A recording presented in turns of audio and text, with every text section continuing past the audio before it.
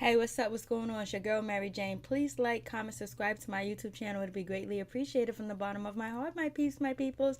I would just like to say thank you guys for liking, commenting, and subscribing and sharing my videos. I really do appreciate it. I just want to say thank you. I got nothing but love for you, baby. I got nothing but love for you. So let's get into it. Black Ink Crew Chicago, Season 3, Episode 8. I am pregnant. Oh. So we start off with Lily.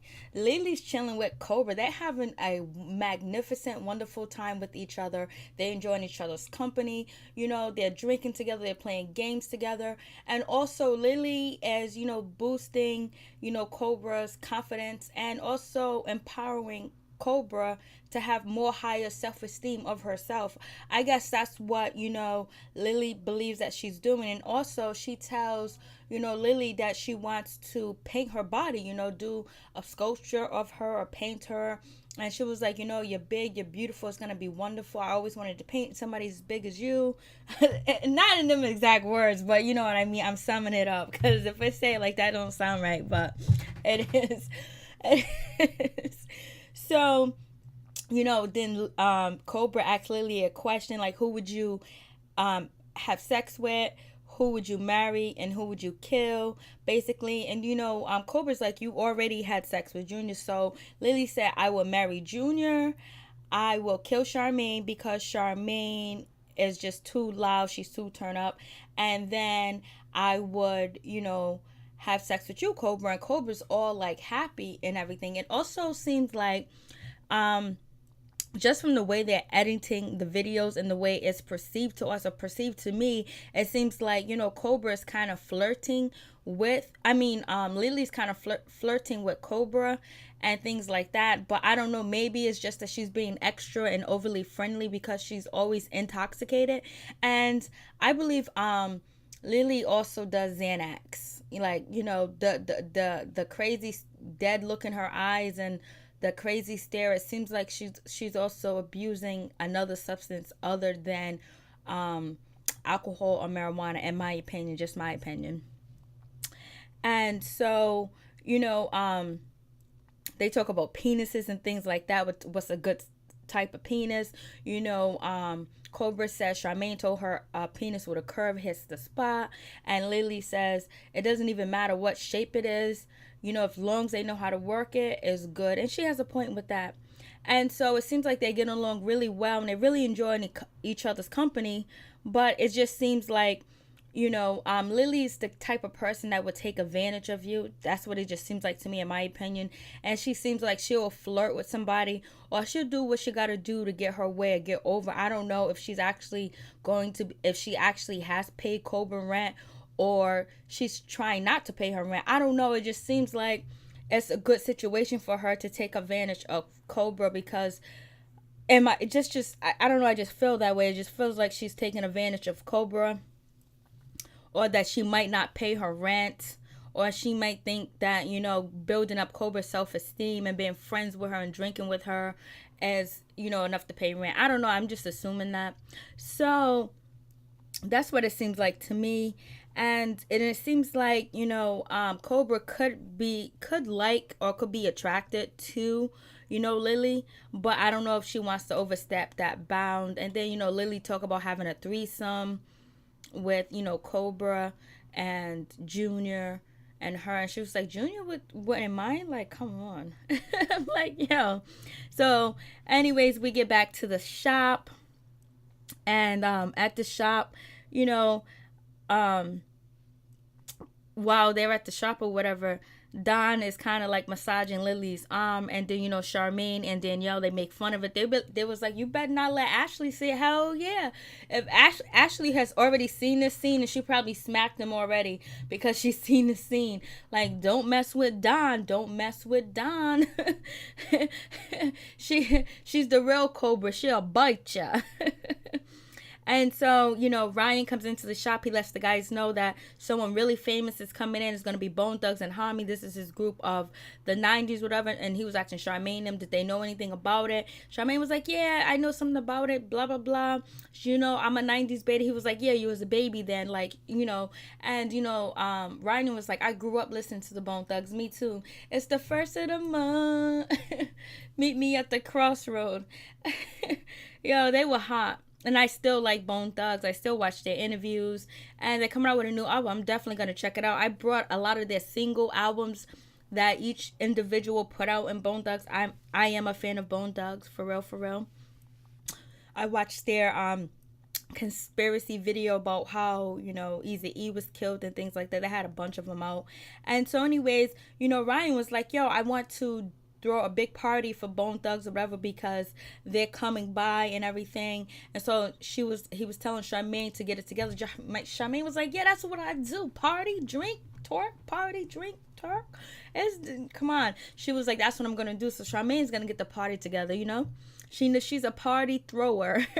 And so, so then Don goes home and he noticed that there's nothing but boxes around, big boxes. And guess who's home chilling? It's none other than Ashley. She's home chilling and she's been shopping. And, Don is feeling like kind of worried about the financial situations with them because, they do have a child. They have 2 children. One by Ashley and one by somebody else. And then, he's just started piercing. So he doesn't have that big clientele right now as he wants to build in the future. So since Ashley's not working, he was hoping that she was going to be trying to, rack up on money, stack money. But instead she's spending money because she's home and she's bored. And plus she's just watching the kids. So, she has a lot of free time where she can go online and shop and find good deals. And, that vase was very pretty that Ashley brought, but it didn't look like it fit in with the decor that was already in the house, in my opinion. So, but she said she's gonna make it work. Let's see it work, Ashley. And so then,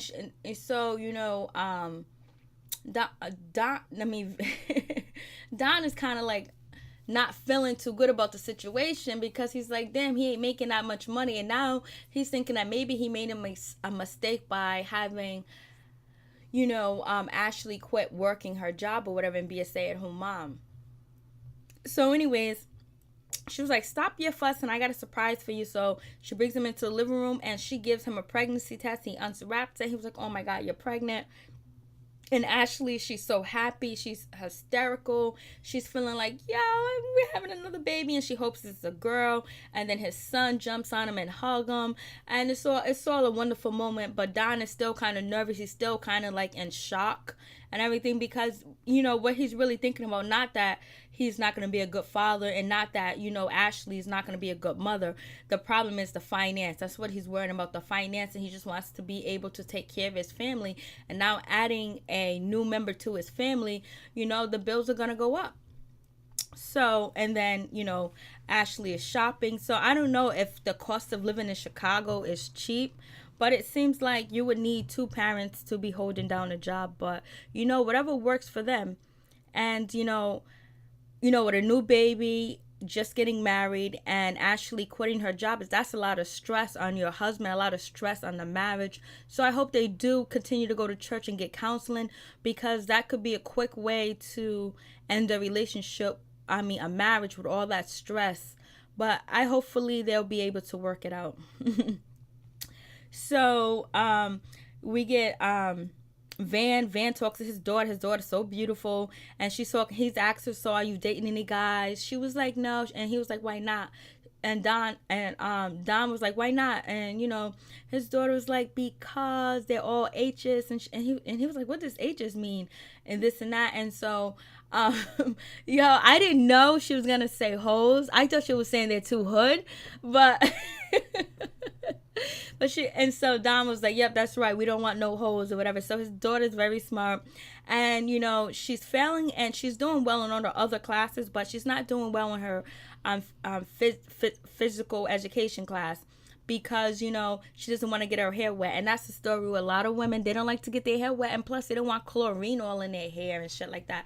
Like, I don't get into pools and things like that because the chemicals that they use to clean the water, you know, causes a lot of different types of effects to your body in the future, which I did research on, and so that's why I don't get into chlorine filled pools. So anyways, and plus I don't have a perm in my hair, so my hair's not gonna fall out, so that's not the reason why. So, you know, and she was like, you know, Jen used to do my hair and everything, you know, and, you know, she used to braid my hair up and everything for gym class, whatever, and she's not here, so I don't know. So Don is feeling like, damn, you know what, I mean, Van is feeling like, damn, you know, I kind of messed up. You know, I didn't think how, you know, me breaking up with Jim was going to affect this situation or whatever. And so Van is thinking about it, but he was like, you know, we're taking time apart. We're going to take part from each other right now and just, you know, give some space, you know, and it's kind of like over really. And so he didn't think about how it's affecting his daughter, and he didn't think about that, you know, Jen has been his daughter's stepmother for almost 7 years. She's been in her life since she was 7 years old.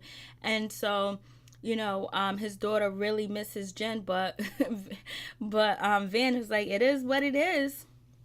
So we'll see if Jen and Van get back together or work something out, because, you know, that tells you a lot about Jen. Like, this, his daughter, his biological daughter, which is not hers, misses her and counted on her, that she was just more than just an object. She was a really good woman, and somebody else will wipe her up, Van. So don't let this TV stuff go to your head and thinking like, hey, I could be out there in these streets, because sometimes when you lose a real one, you don't find another real one. So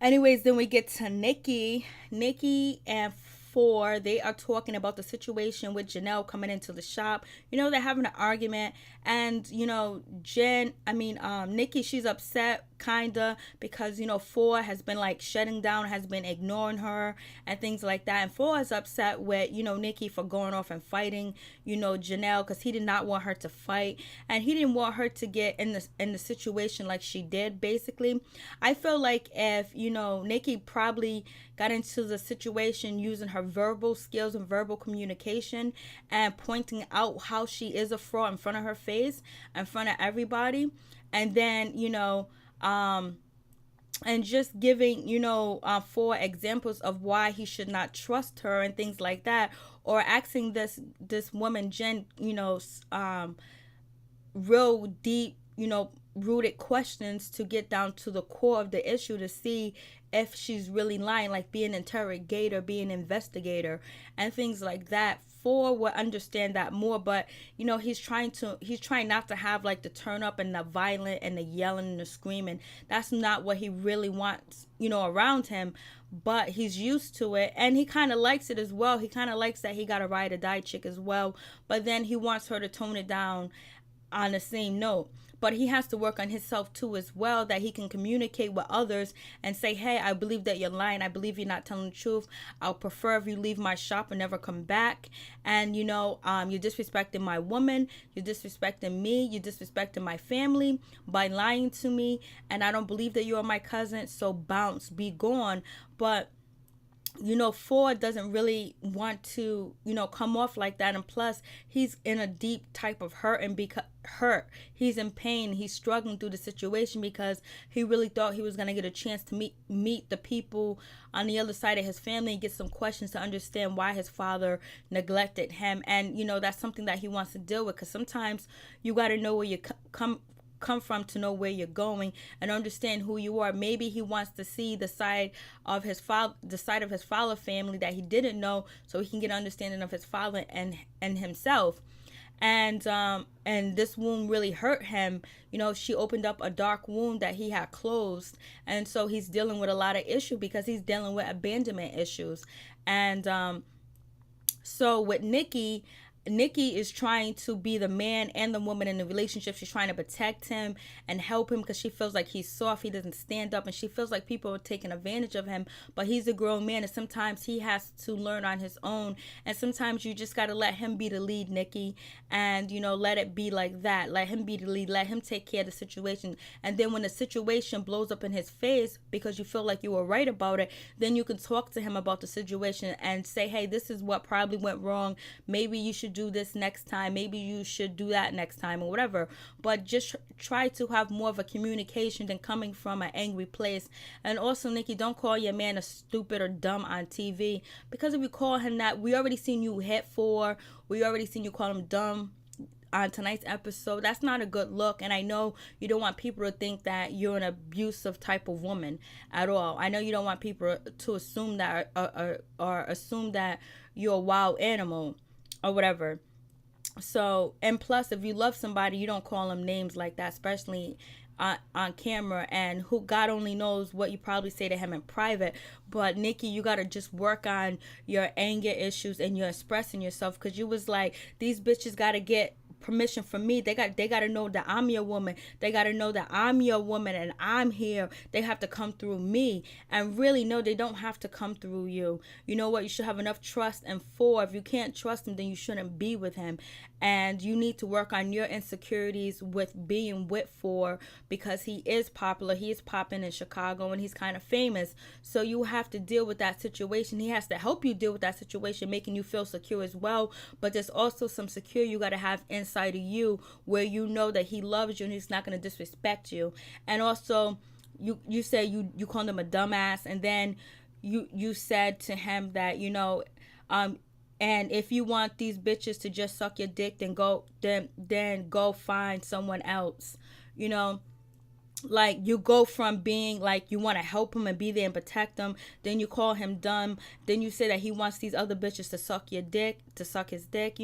It's just like, it's like an abusive pattern that maybe you're coming from a hurt place, but you don't know how to express it. Or maybe you've been hurt before and been played, and you think every man is like that. But you need to work on that, because you're not coming off looking, you're beautiful in the face, you got a beautiful body, but you're coming off like you're not coming off as a good look, as someone that's in a supporting relationship. So anyways, let me move on from that. So then moving on from that, we get to where do we go? We get to, Cobra and freaking Lily. I don't know how that's going to work, but it seems like it's not going to work at all, because then, Cobra and Lily are chilling in the crib having a good time, and Cobra's in her awe, because it seems like Cobra doesn't have a lot of friends, and she might have a little crush on Lily, and Lily probably knows that as well. And so all of a sudden you hear the door unlock, and it's not other than Junior. And when you're a roommate, your name is not on the lease, you don't give the keys to somebody else. Even though Cobra does know him and work with him, doesn't mean he has the right to have her keys to her house, because you're just a roommate. If anything goes wrong or in that house, Cobra is responsible for that apartment. And so you just handing out keys like that, it's not cool. It also shows that you're disregard and you don't care about other people, or you don't understand respect, or you don't understand other people's property. This is not OPP, my friend. Giving away the keys to the crib to somebody else, to your boyfriend, and you haven't even been living there for not even a year or months, and you're already handing out the keys to somebody else without getting permission from Cobra. So that shows lack of respect and lack of how to treat others, and lack of how to respect others' properties.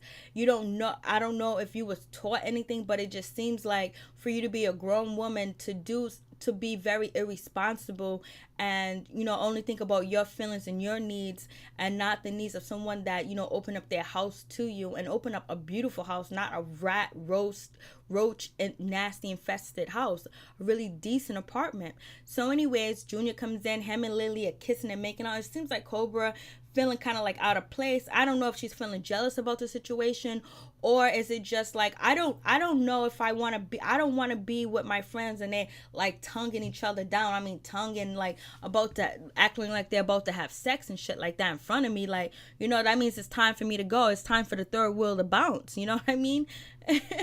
You know, so Junior comes in and him and Lily are making out. And so then, you know, Cobra's like, you know what? Let me just bounce. So she says, you know, so she just bounces and goes to the room and she grabs the Henny. And then, you know, Junior and Lily are on a counter making out, doing their thing, about to get it on in the kitchen.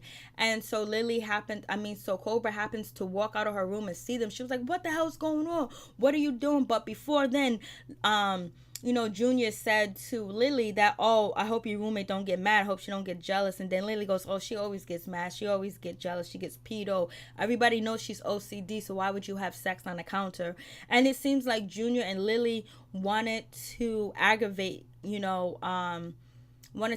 Cobra, because it seemed like, you know, Lily might have been telling Junior that Cobra's all over her or sweating her or whatever, because why would they just do that right on the countertop? And then the way Lily was like, oh, she's always getting mad. Who cares if she gets upset?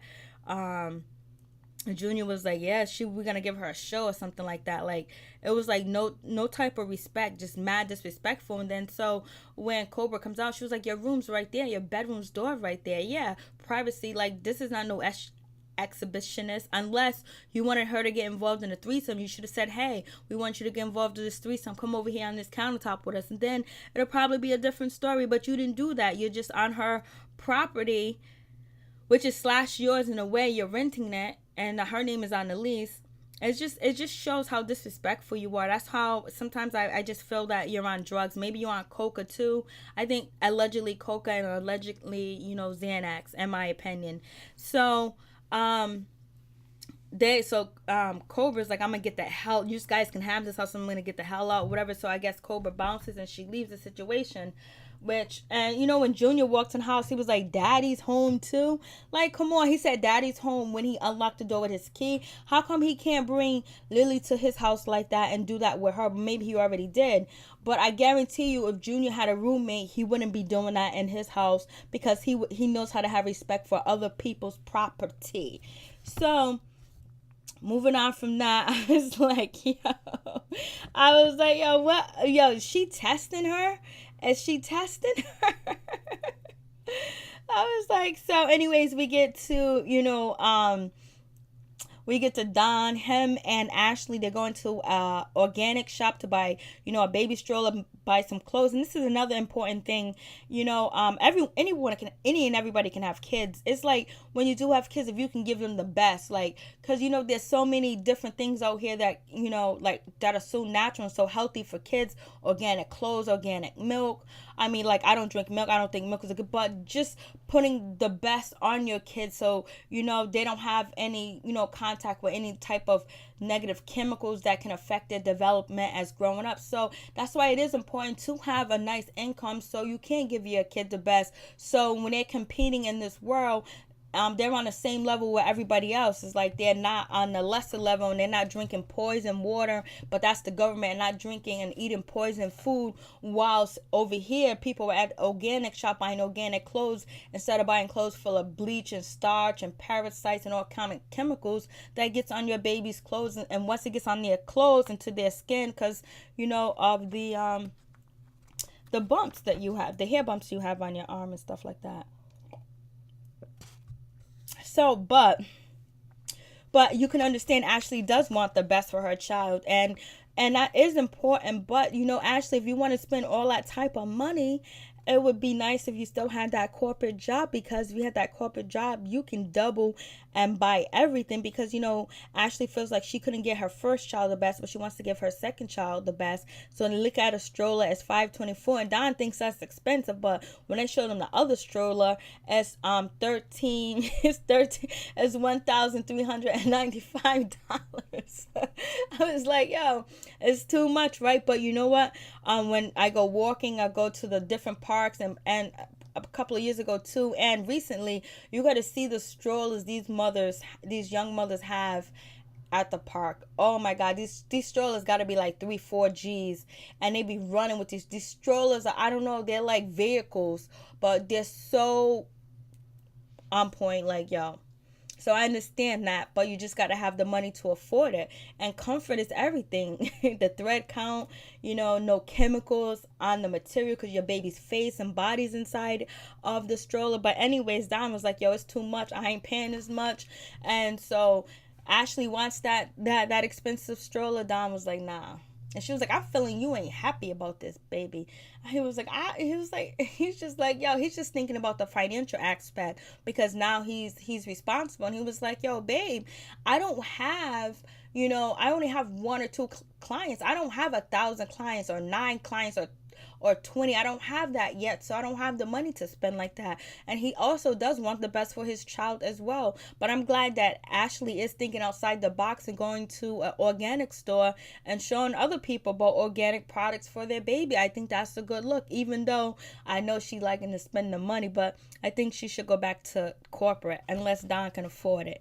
I ain't trying to count nobody's coins. I don't know how expensive it is to live in Chicago. So anyways, we got Lily's at the shop with everybody. And so, Ryan's asking about Lily. She knows Bone Thugs. She doesn't know Bone Thugs. He had her be carried out the shop and was like, yo, go Miss Swineo, Mieo, or La Bamba somewhere else. It's like, yo. And so now Charmaine is feeling good about the situation because, she got her friend from the radio station to hook her up with equipment to record and everything. And, she's going to set up an interview with Bone Thugs. And also when Don comes into the shop, he has, Ashley with him and, Nikki. See, Nikki, realizing that Ashley was pregnant. Oh, you're not drinking because you're pregnant. And Nikki, like, hugging Ashley and making her feel so good. That's the Nikki that I like to see. That Nikki that was so happy and joyful and peaceful. And, if she can just carry that behavior when she is angry, to be able to calm herself and not pop off unless, she has to absolutely pop off. So anyways, Don was like, everybody was cracking on Don and was like, yo, she got pregnant on purpose. She held it in. She forced him. She didn't let him pull out. They was doing all types of stuff. And they gave a toast to Ashley and Don. And then Don started to come around. He started actually feeling happy about the situation and actually feeling the joy because he saw the joy in his wife's face, and it brought joy to him having another child. So to me, I think that's just going to make Don, hustle harder and work harder to support him and his family because he does love her. It's just that they have one of them relationships that is just one of them relationships. So Bone Thugs shows up looking like Bone Thugs. They look good. They age very well and everything. So it was on point. And, Charmaine interviewed them. That was on point. And actually, Ryan's going to give Bone Thugs a tattoo. It was cool. And then Lily is making out with Junior all over the place.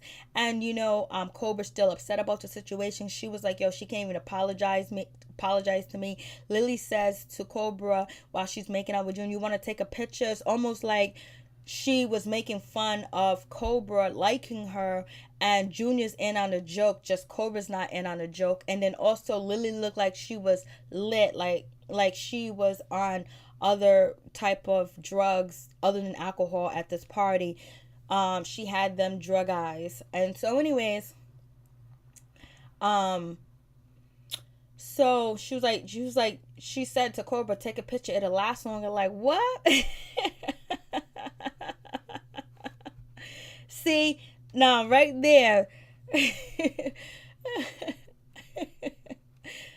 that's when you kind of have to have the Nikki attitude because she's testing you, but also then you can't have the Nikki attitude because she's intoxicated. She's on drugs. She's on alcohol. She's gone. She's always intoxicated. And so then, Cobra is like, yo, can I talk to you for a second, whatever? And she was like, yo, how you gonna have sex on my counter? She was like, I'll do whatever I want, and blah, blah, blah. She was like, I don't know why you mad. Mind your business. Don't worry about it. And she was like, yo, you don't think that's disrespectful? Lily clearly doesn't. And so then Lily pushes Cobra. Cobra tries to hold her down because Cobra realized that she's drunk, but she's on some other shit too as well. And so, they're wrestling on the floor. I don't know why you just didn't sit on top of her. Cobra just to hold her down, and so then the other guys come in and they grab Lily or whatever, and hold her. And Lily's talking about, you want that fade, you want this, you want that, and so Cobra says that's why your family kicked you off. So Cobra's realizing that the reason why her family didn't want her around is probably because of this drunken, disrespectful behavior and being intoxicated almost 24/7. I don't know how she tattoos when she looks like she's always high, but maybe if you do something while you're high a lot all the time, you only can do it when you're high. So until next time, the next episode looks like it's going to be on point. So anyways, peace. I'm out. Please like, comment, subscribe. Hit up that like button to let me know you enjoy the review of Black Ink Cruise Chicago. Peace.